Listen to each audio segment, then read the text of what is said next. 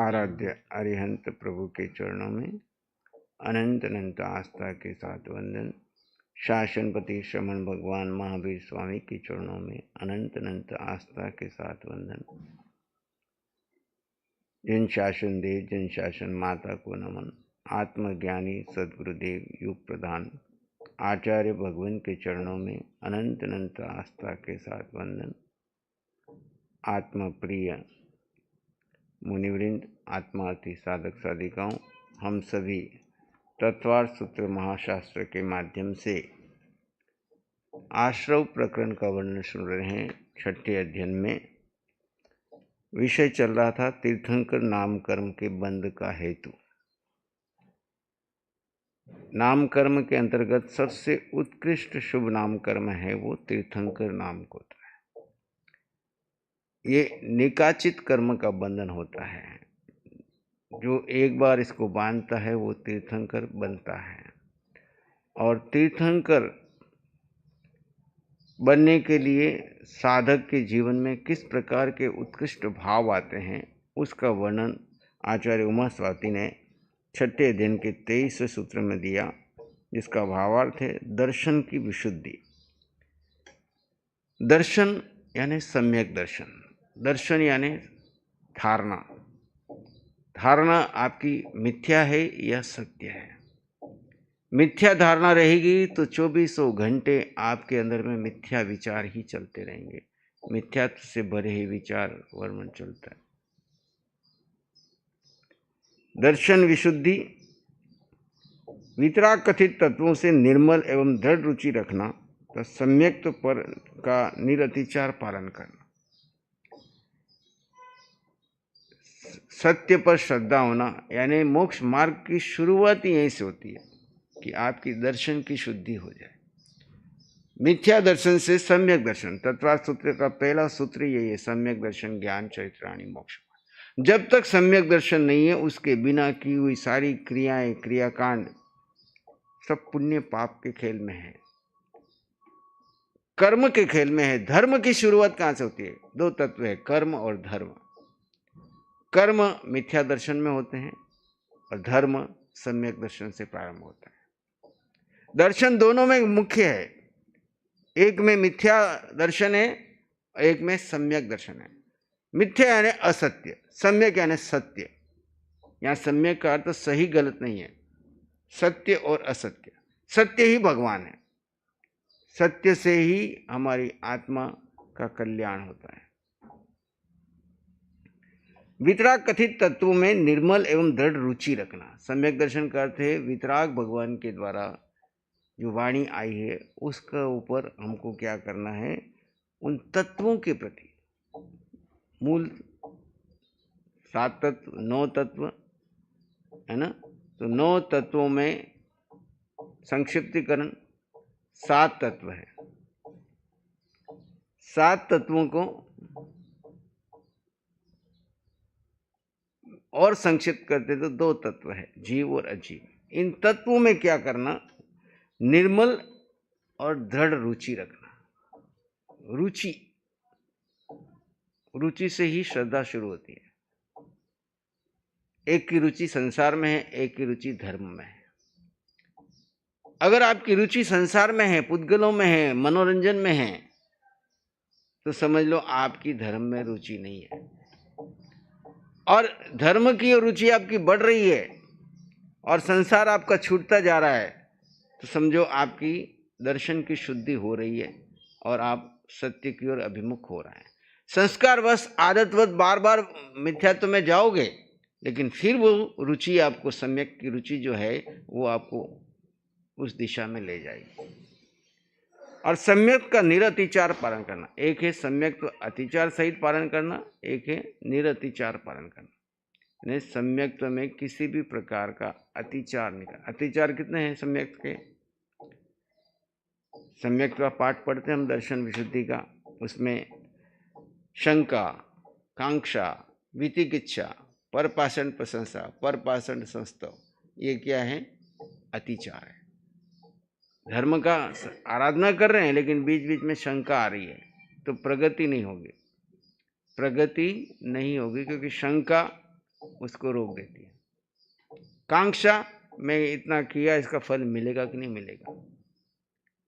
शंका, कांक्षा, वितिकिच्छा, विपरीत रूप से इच्छा रखना। शंका, कांक्षा, वितिकिच्छा, पर पाषंड, जिसकी श्रद्धा पर में है उसकी प्रशंसा करना, यानी पुद्गलानंदी की प्रशंसा करना। अब सम्यक में दोष कैसे लगते हैं? जो व्यक्ति पुद्गल में सुख मना रहा है, पुद्गल में सुख ढूंढ रहा है, पुद्गल में ही संतुप्त है, उस व्यक्ति की हम प्रशंसा करते हैं तो अपनी सम्यक में अतिचार का दोष लगता है। उसको तो कुछ लगेगा नहीं लगेगा, क्योंकि वो तो अपने जीवन में। इसलिए यहाँ हमारे को साधु को अनुमोदना में क्या कहा? अनुमोदना का भी आज्ञा नहीं दी। क्यों नहीं दी? साधु को अनुमोदना की आज्ञा इसीलिए नहीं दी कि अनुमोदना में उसकी प्रशंसा का दोष आ जाएगा। साव के सामायिक में अनुमोदना का खुला रखा, क्योंकि तुम ग्रस्त में हो, कहीं ना कहीं तुम्हारे से प्रशंसा हो जाती है, अनुमोदना करनी पड़ जाती है। लेकिन साधु को करने की आवश्यकता नहीं है, करता है तो वो दोष लगाता है। इसलिए बहुत सजगता है। और पर पाषंडी की प्रशंसा और पर पाषंडी से संस्तव। पर पाषंडी कौन? जिसकी पर में श्रद्धा है, उसका संस्तव यानी उसका परिचय करना, हमेशा उसके साथ रहना। इसीलिए कहते हैं उनकी संग से दूर रहो। मिथ्यात्व का संग से दूर रहने का मतलब क्या? यही है, चारों तरफ मिथ्यात्व से भरे हुए लोग हैं, उनका संस्तव करोगे, उनके साथ रहोगे तो अपने यहाँ अक्षर है ना, काले के साथ दोहरा रहा तो कलर तो नहीं बदलेगा, पर उसके लक्षण लिए बिना, ऐसे ही मिथ्यात्व के साथ सम्यक रहेगा तो उसके लक्षण आ ही जाएंगे। इसलिए उनसे दूर रहना, ये अतिचार है। विनय संपन्नता, सम्यक ज्ञान, दर्शन, चारित्र, उनके साधनों के प्रति समुचित आदर भाव रखना। पहला है दर्शन की विशुद्धि, दूसरा है विनय की संपन्नता। दर्शन विशुद्धि में ये सजगता रखने की, जो देवगुरु धर्म की श्रद्धा ली और आत्मा पे श्रद्धा की है, उसमें श्रद्धा को बढ़ाते जाना है, उसके बाधक तत्वों से बचना है। सम्यक ज्ञान, दर्शन, चारित्र और अनेक उनके साधनों के प्रति समुचित आदर भाव रखना विनय संपन्नता है। जो ज्ञान, दर्शन, चारित्र को पालन करने वाले साधु साध्वी, श्रावक श्राविका जो हमसे आगे हैं, श्रेष्ठ हैं, उनका विनय करना, उनके संसाधनों का विनय करना, जिससे हमारी साधना में हम आगे बढ़े।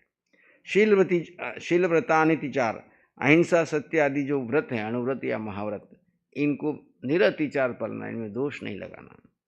निरतिचार यानी दोष रहित आचरण करना। अभीक्ष्ण ज्ञानोपयोग, निरंतर तत्व अभ्यास करना। 5 प्रकार के स्वाध्याय में रत रहना। स्वाध्याय के 5 अंग: वाचना, पृच्छना, परावर्तना, अनुप्रेक्ष और धर्म कथा। इसी में उपयोग यानी ज्ञानोपयोग, जड़ और जीव का भेद करते हुए ज्ञान में रहना ज्ञानोपयोग है, अभीक्ष्ण ज्ञानोपयोग। अभीक्ष्ण संवेग, संसार के विषयों में उदासीन भाव और मोक्ष सुख में पाने की इच्छा। संवेग का मतलब क्या किया? पुद्गलानंदी नहीं, पुद्गलों में तो उदासीन, पुद्गलों के बीच में हूं, आता ना, देह में पर देहातीत, पुद्गलों के मध्य पुद्गलों से भेद कर लेना, ये बहुत बड़ी साधना है।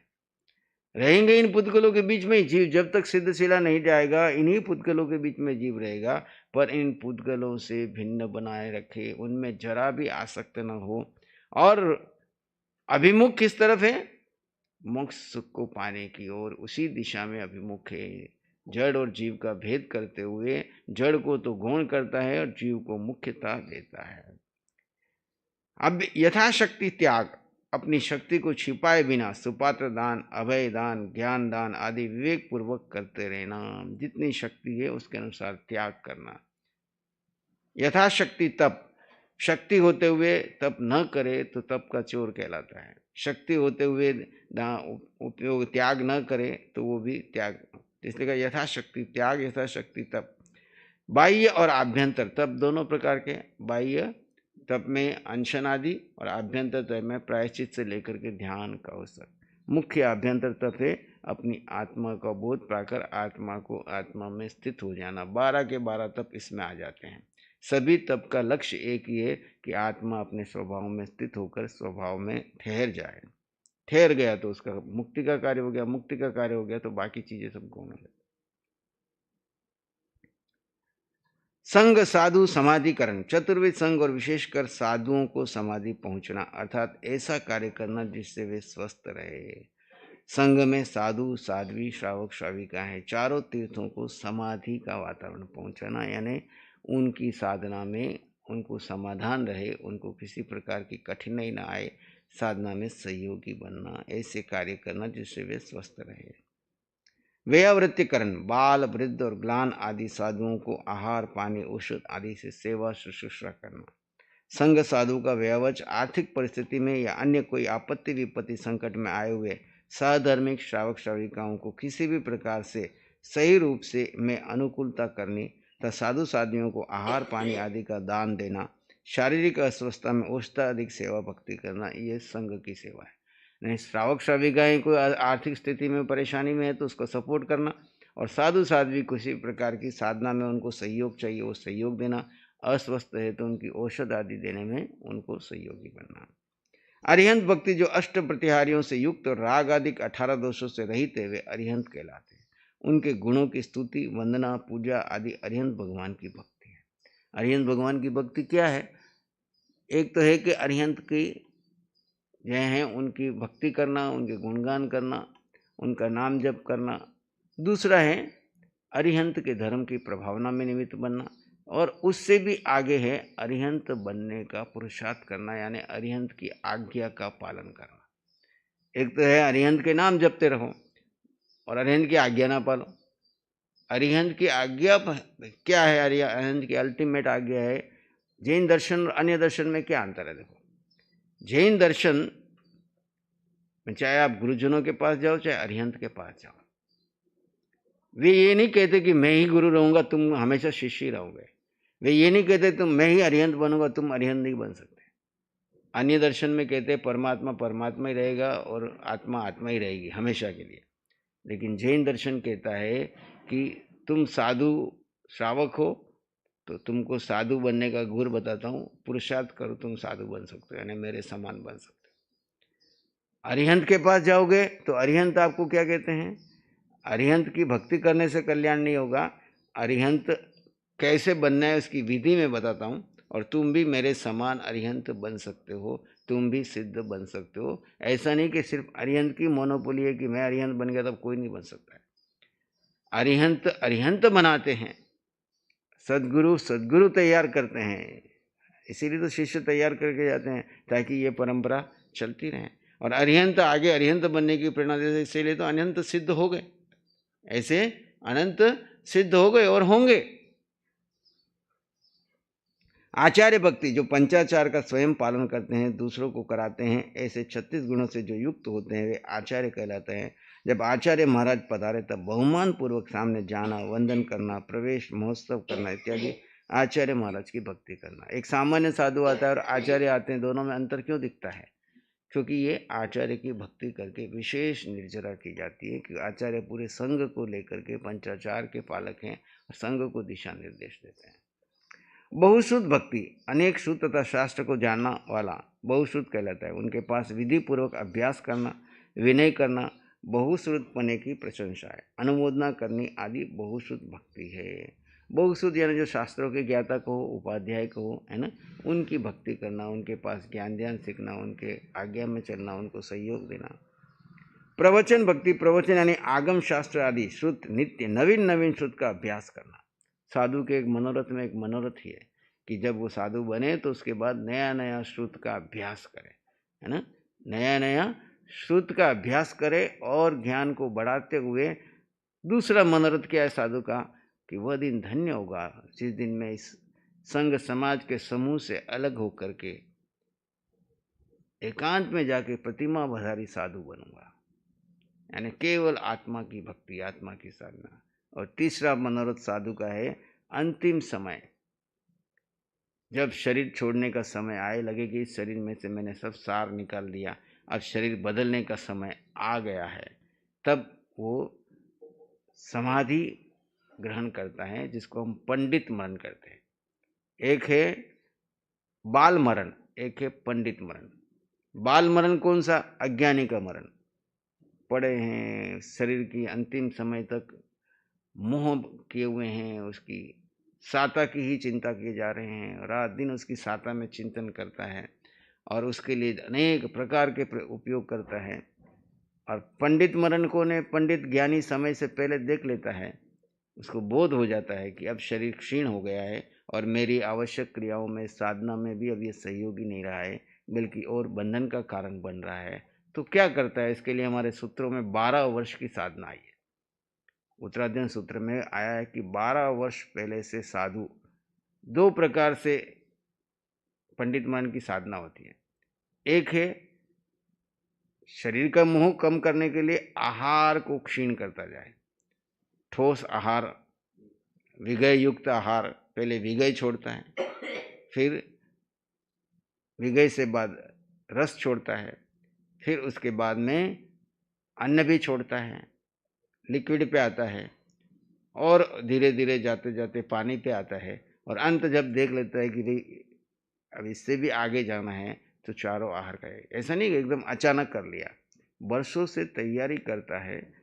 एक तो होगा शरीर की तैयारी, दूसरी तरफ से अंदर से कषाय को पतला करता जाता है। आलोचना, प्रतिक्रमण, प्रायश्चित, भेद विज्ञान के द्वारा जड़ और जीव का भेद करते हुए अंदर से सारे कषाय निर्मूल कर देता है और सतत स्वभाव की साधना करता है, जीव को जीव में स्थित करने की साधना करता है। उधर अंतरंग साधना बढ़ती जाती है, आत्मा की साधना, और इधर आहार का मोह तोड़ते जाता है, क्योंकि अंतिम समय तक अटैचमेंट है तो इस देह की है और देह में सबसे बाधक तत्व है वो आहार है। तो आहार को पहले सूक्ष्म करते करते करते एक समय आता है कि आहार को सर्वथा छोड़ देता। खाली केवल आहार को छोड़ना समाधि मरण नहीं है। एक तरफ से आहार के द्वारा शरीर को क्षीण किया, दूसरी तरफ आलोचना, प्रतिक्रमण, प्रायश्चित और आभ्यंतर साधना में आत्मा की साधना से, भेद विज्ञान की साधना से आत्मा को आत्मा में स्थित करके सारे विभाव को निर्मूल कर दिया, कषाय को निर्मूल कर दिया और केवल केवल आत्मा में लीन रहता है। ऐसा व्यक्ति को ज्ञानी का मरण कहते हैं, पंडित का मरण कहते हैं। संथारे का मतलब खाली ऐसे नहीं कि खाली बस पचकान ले लिया, पचकान करने के पहले अंतरंग तैयारी है और वो पूरे जीवन भर भावना बाता है और अंतिम जैसे ही उसे लगता है, आभास होता है, तो शरीर को तैयार। इसीलिए हम बाह्य और आभ्यंतर दोनों तप सारे जीवन भर करते हैं। कई लोग इसको अज्ञान दशा में कहते हैं कि इसने आत्महत्या कर ली। आत्महत्या नहीं कहते, आत्महत्या हमेशा व्यक्ति दुखी होकर करता है और पंडित मरण हमेशा ज्ञान पूर्वक देखता है कि अब शरीर छूटने का समय आ रहा है। और उसमें भी 5 बातों का विश्लेषण दिया है कि न इस लोक की इच्छा, न परलोक की इच्छा, न जीने की इच्छा, न मरने की इच्छा, न काम भोग की इच्छा। अगर 5 में से कोई भी इच्छा जागृत हो गई तो उस समाधि मरण में उसको दोष लग रहा है, अतिचार लग रहा है।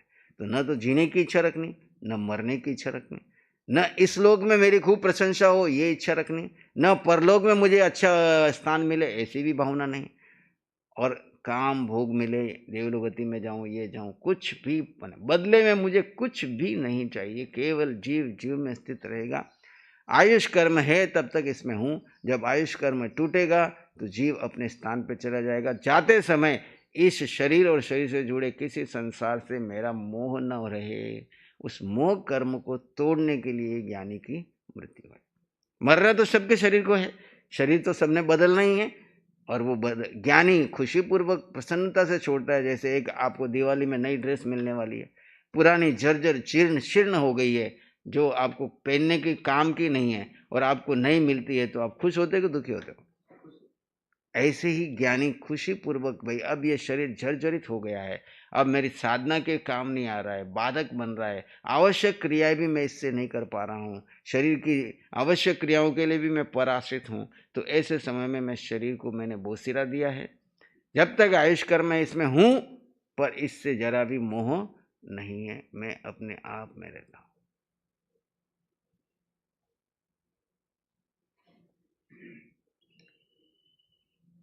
अगला अभ्यास, अगला सूत्र है इसमें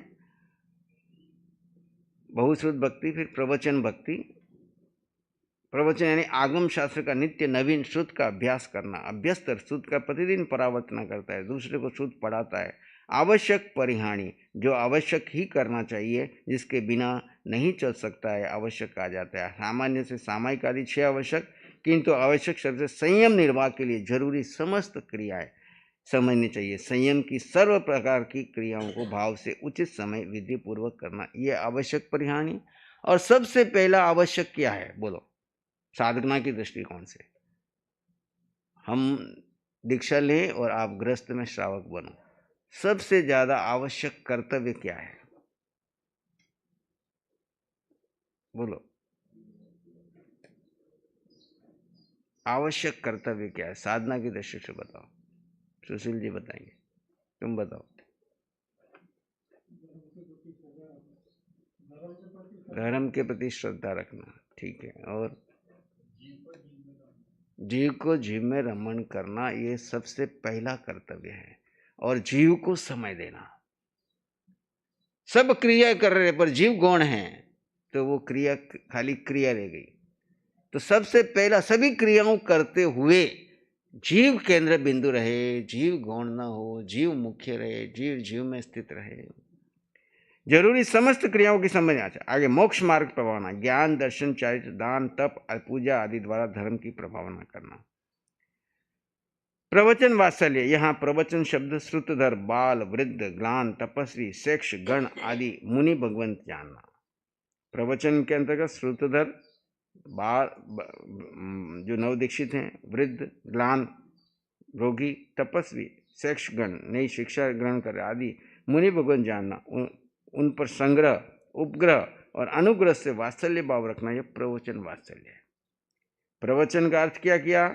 श्रुतधर बाल वृद्ध ग्लान तपस्वी शेष आदि मुनि भगवान को जानना और उनका संग्रह उपग्रह और अनुग्रह। संग्रह का अर्थ क्या है? ज्ञानाभ्यास, यानी ज्ञानाभ्यास आदि के लिए आए हुए अन्य समुदाय के साधु को शास्त्रोक्त विधि पूर्वक स्वीकार करना, अपने पास रखकर ज्ञानाभ्यास करना। पुराने समय में परंपरा थी कि जहाँ कोई ऐसा शुद्धर ज्ञानी संत होता था तो एक गच्छ से दूसरे गच्छ में, एक समूह से दूसरे समूह में साधु उसको पढ़ने के लिए उसके पास जाते थे, उसके पास रहते थे।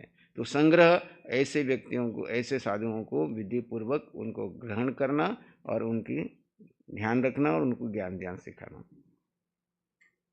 उपग्रह यानी साधुओं को जरूरी वस्त्र पात्र वस्ती आदि प्राप्त करना और अनुग्रह यानी साधुओं को विधि पूर्वक गोचरी आदि लाकर देना। संग्रह अन्य परंपरा के साधुओं को अपने भीतर में विधि पूर्वक लेना। उपग्रह अनुग्रह साधुओं को विधि पूर्वक, उपग्रह यानी साधुओं के लिए जो भी वस्त्र पात्र आदि चाहिए वो ला करके देना और अनुग्रह विधि पूर्वक गोचरी पानी आदि देना। जैसे माता अपने पुत्र पर अकृत्रिम प्रेम स्नेह धारण करती है, वैसे साधर्मिक और अकृत्रिम प्रेम स्नेह रखना प्रवचन वात्सल्य है। अरिहंत आदि 16 पदों का प्रस्तुत सूत्र में कई आश्रमों को यथा योग्य समावेश हो जाता है। इन आश्रमों के सेवन साथ जब जगत के समस्त जीवों के प्रति विशिष्ट प्रकार की करुणा जागती है, तब श्री तीर्थंकर नाम कर्म का निकाचित बंध होता है। ये नाम गोत्र का विषय पूर्ण हुआ। अब है गोत्र कर्म के बंध के हेतु। परात्म निंदा प्रशंसे सद असद गुणा छ्यादनोद भावने च नीचेर गोत्रस्य। पर निंदा, देखो हम कैसे नीच गोत्र का बंधन बांध लेते हैं अविवेक अज्ञान से। ये वे ऑफ लाइफ है, कैसे जीना सिखा रहे हैं आचार्य उमा साथी कि जिंदगी में कैसे जियो जिससे तुम्हें बंधन न हो, निर्जरा ही निर्जरा हो। हमको क्या पसंद है? पर निंदा और स्व प्रशंसा, है ना। 4 आदमी बैठेंगे, दूसरों की तो निंदा करेंगे, खुद की प्रशंसा कर रहे हैं। इससे हम क्या कर रहे हैं? नीच गोत्र का बंधन कर रहे हैं। यानी ऐसी जगह पे जाओगे जहाँ पे तुमको धर्म ध्यान नहीं मिलेगा और हिंसा आदि की प्रवृत्तियों में संलग्न रहना पड़ेगा और आपस में लड़ाई झगड़े क्लेश छोटी छोटी बातों पे वहाँ पे जाके तुमको जन्म लेना पड़ेगा। वृत्ति क्या कर रहे हैं हम जीवन में? देखो, जहाँ हम पर निंदा करते हैं उसका नुकसान कर रहे हैं कि अपना नुकसान कर रहे हैं? अपना नुकसान कर रहे हैं, अपनी गति खराब कर रहे हैं। पर निंदा और स्व प्रशंसा, कोई दूसरे की प्रशंसा करता है तो हमको सहन नहीं होती और अपनी प्रशंसा करता है तो हमको गुदगुदी होती। हाँ, और 2-4 शब्द बोले तो अच्छा है। बोलते नहीं है पर अंदर ही अंदर में गुदगुदी हो रही है, मतलब आप उसको चाह रहे हो। स्वस्तुति और पर निंदा नीच गोत्र का कारण है। जब भी ऐसा भाव आए तो सामने याद रख लेना कि ये मेरा नीच गोत्र का बंधन हो रहा है। पर गुण आच्छादन एवं सद्गुणों का असद गुणों का उद्भावन करने से नीच गोत्र कर्म का आश्रय होता है।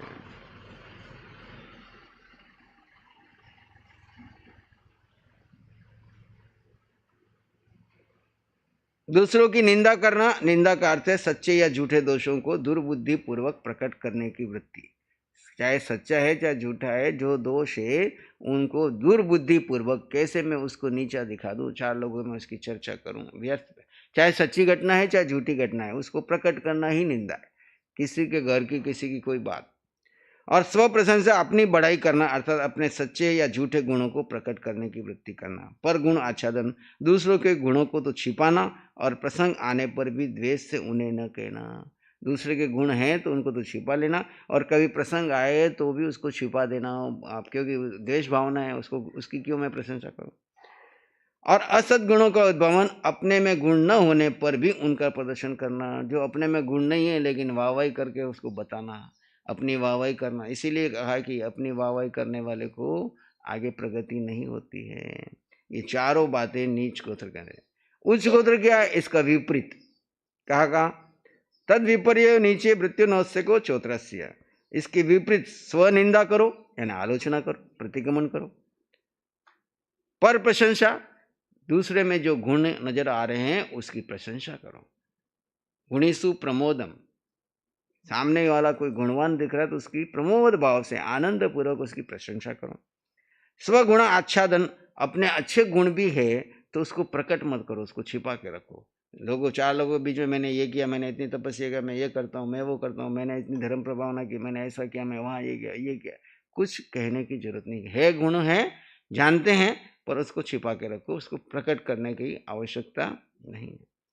स्वदोषाभिव्यक्ति, लोग प्रशंसा करें, नहीं भाई मेरे भीतर में अभी भी बहुत दोष भरे हुए हैं, भगवान की दृष्टि में अभी खरा नहीं हूँ मैं।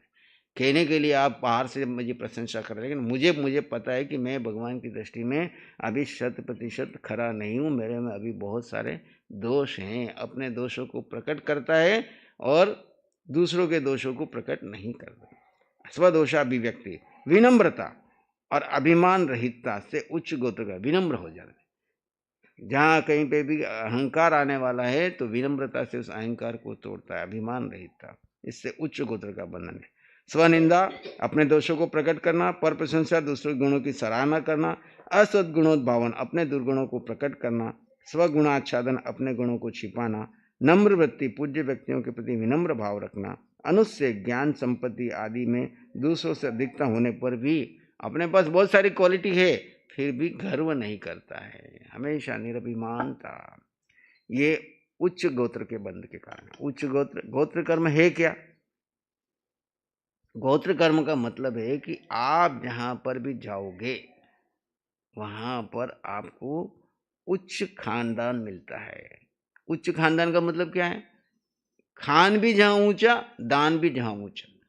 खान का मतलब है खान पान, आजीविका उनकी शुद्ध, अन्याय अनीति की नहीं। आजीविका शुद्ध है और घर में सुपात्र दान देने की परंपरा है। खान पान, पुराने लोग कहीं पे जाते थे तो क्या करते थे? घर पे जाके खाना खाते थे, होटल में नहीं खाते थे। आज क्या करते हैं? 4 मेहमान आए तो मैडम कहती है होटल ले जाओ, धर्मशाला ले जाओ, घर पे मत लेके आओ। घर पे क्यों जाते थे? घर पे जाकर के वो उनके खान पान को चेक करते थे। क्या करते थे? भोजन में, थाली में आते ही भोजन से कोर से उनको अनुमान लगा लेते थे कि गृहिणी ने खाना कैसे बनाया है, घर में खाना कहाँ से आया है, कैसा आया है, क्या नहीं है, सारी चीजें पता चल जाता। और सुपात्र दान, जब भी अवसर मिलता है तो उस घर में सुपात्र दान देने की परंपरा है, वो खानदान है। नीच खानदान कौन? आजीविका भी नीची, दान देने में कंजूस। कभी कोई सुपात्र दान का अवसर आए तो दरवाजा बंद कर दे, रास्ता बता दे, मेरे अड़चन आ रही है, मेरे को ये आ रही है, मेरे को घर जाना है, कहीं बाहर जाना है, कोई तो बहाना बना करके। तो धीरे धीरे उनकी क्या हो जाती है? हीनता आनी शुरू हो जाती है। पूर्व पुण्य से योग भी मिलते हैं लेकिन नहीं करने से हीनता आनी जाती है और फिर अन्याय अनिति का पैसा घर में आता है तो फिर वो पैसा आते समय भी क्लेश करता है, घर में रहता है तब भी क्लेश करता है, और फिर जाता है तब आपको मूड बना के जाता है। इसलिए अच्छी वातावरण में रहो, अच्छे भावों में रहो, उच्च खानदान से आपको धर्म का वातावरण मिलता है। अंतराय कर्म के बंध के हेतु नाम कर्म, गोत्र कर्म, अब अंतिम कर्म है अंतराय कर्म, बंध के अंदर। विघ्न कर्णम अंतरायस्य 26वां सूत्र है 6ठे अध्ययन का। दान आदि के विघ्न उपस्थित करने को अंतराय कर्म का आश्रय होता है। अंतर आय, किसी को आय हो रही है और आप उसमें अंतर डाल दो, किसी को कुछ मिलने वाला है और आप उसमें बाधा डाल दो, तो उसको क्या कहते हैं? अंतराय कहते हैं। ऐसे हम कितनी बाधाएं डाल देते हैं। कैसे डालते हैं? दान, स्वयं दान न देना, कोई दान देता हो तो उसे अच्छा न मानना। खुद तो देते नहीं, लेकिन कोई किसी को दे रहा है तो अपने मन ही मन में उसको अच्छा न मान करके मन में भाव खराब करता है। दानांतराय, बाहर बैसी जाओ।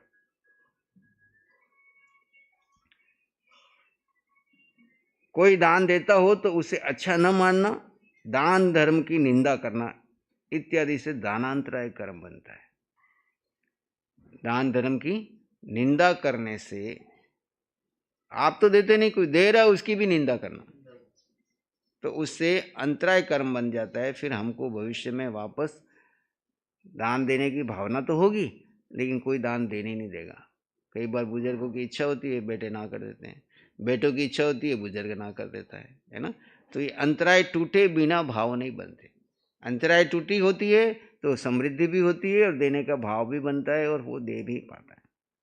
लाभांतराय, किसी के लाभ में बाधा डालना, सौदा तोड़वा देना इत्यादि से लाभांतराय कर्म का बंध है।